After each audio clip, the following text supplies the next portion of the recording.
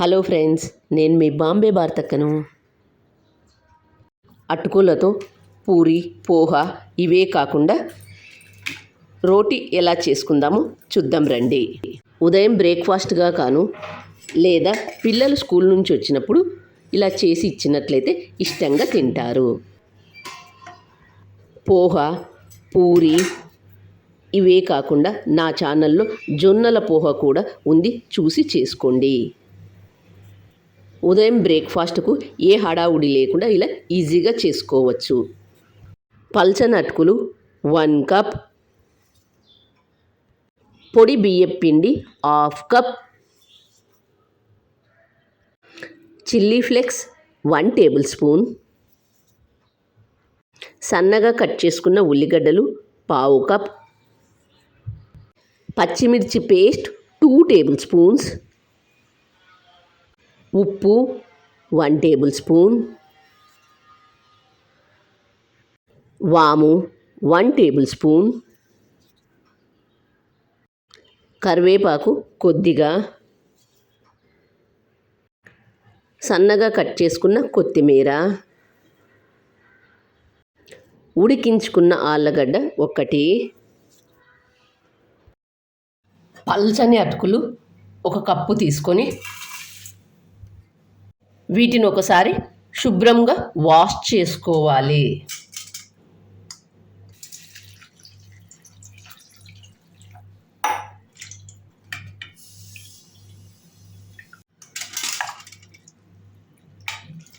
ఉడికించుకున్న ఆలుగడ్డ 1 తీసుకొని ఇలా తురుముకోవాలి.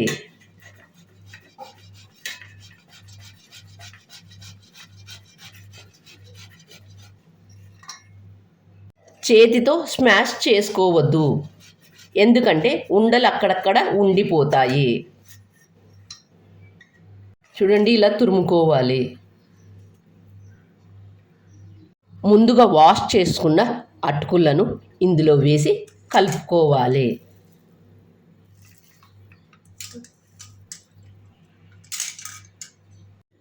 హాఫ్ కప్ బియ్యం పిండి వేసుకొని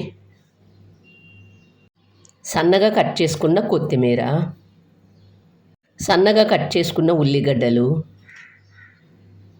చిల్లీ ఫ్లేక్స్, ఉప్పు, కరివేపాకు, వాము వేసేటప్పుడు ఎప్పుడు చేతిలోకి తీసుకొని క్రష్ చేసి వేయండి. ఇలా వేయడం వల్ల ఫ్లేవర్ బాగా ఉంటుంది. పచ్చిమిర్చి పేస్ట్, వీటన్నింటిని నీళ్లు వేసుకోకుండా ముందుగా ఇలా కలుపుకోవాలి. ఆయిల్ 1 టేబుల్ స్పూన్ వేసుకొని కలుపుకోండి. పిండినంతా ఇలా బాగా కలుపుకోవాలి. ఏమాత్రం నీళ్లు వేసుకోకుండా కలుపుకోండి. పిండి గట్టిగా అనిపిస్తే చేతిని తడి చేసి మాత్రమే కలుపుకోండి. ఇలా కలుపుకున్న పిండిని ముద్దల్లాగా చేసుకుందాము. చూడండి, ఈ విధంగా చేసుకోండి. అలాగే మిగతా వాటన్నింటిని కూడా చేసుకోండి. 1 కప్పు అటుకులకు 6 అయినాయి. ఇలా ఒక పొడి క్లాత్ని తీసుకొని నీళ్ళల్లో తడుపుకోవాలి.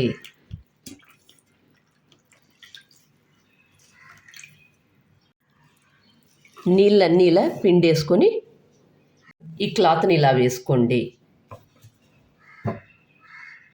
ముందుగా మనం చేసుకున్న వాటిని ఒక పిండి ముద్దను తీసుకొని ఇలా నెమ్మదిగా తట్టుకోవాలి. చేతిని తడి చేస్తూ చేసుకోండి.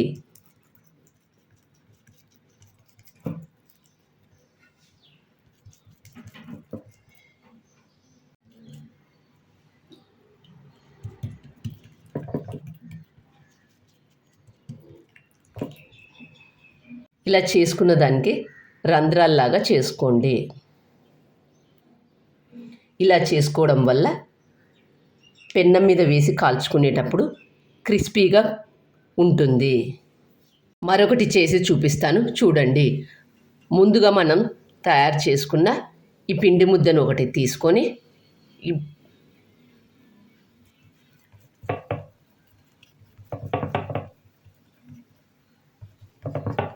చేతిని తడి చేసుకొని మాత్రం చేసుకోండి.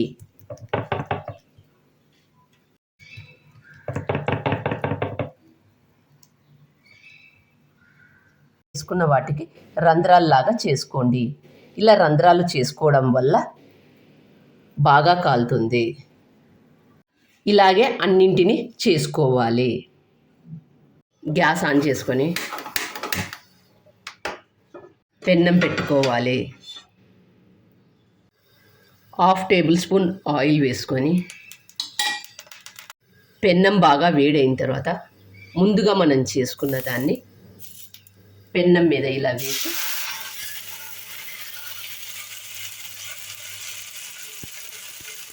మంటను మీడియం హీటులో పెట్టుకొని కాల్చుకోండి.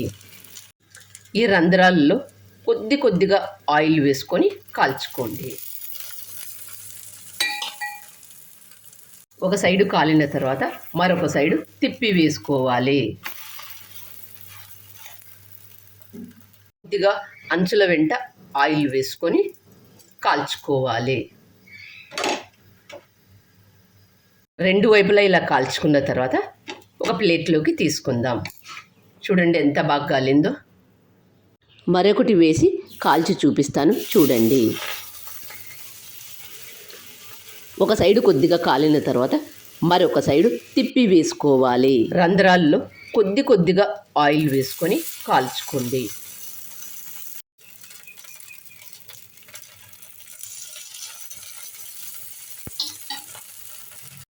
ఒక సైడు కొద్దిగా కాలిన తర్వాత మరొక సైడు తిప్పి వేసుకోవాలి.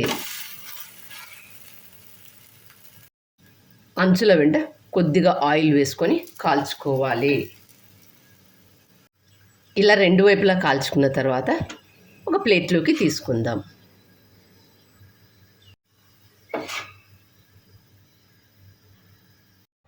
వీటిని పెరుగుతో కానీ టమాటో కెచప్తో కానీ సర్వ్ చేసుకొని తింటే ఎంతో బాగుంటుంది. చూస్తుంటేనే నోరూరుతుంది కదా. ఇంకెందుకు ఆలస్యం, మీరు కూడా తప్పక ట్రై చేయండి. మీకు ఎలా అనిపించిందో నాకు కామెంట్ చేసి చెప్పండి. నా ఛానల్ కొత్తగా చూసేవాళ్ళు సబ్స్క్రైబ్ చేసుకోండి. Thank you for watching.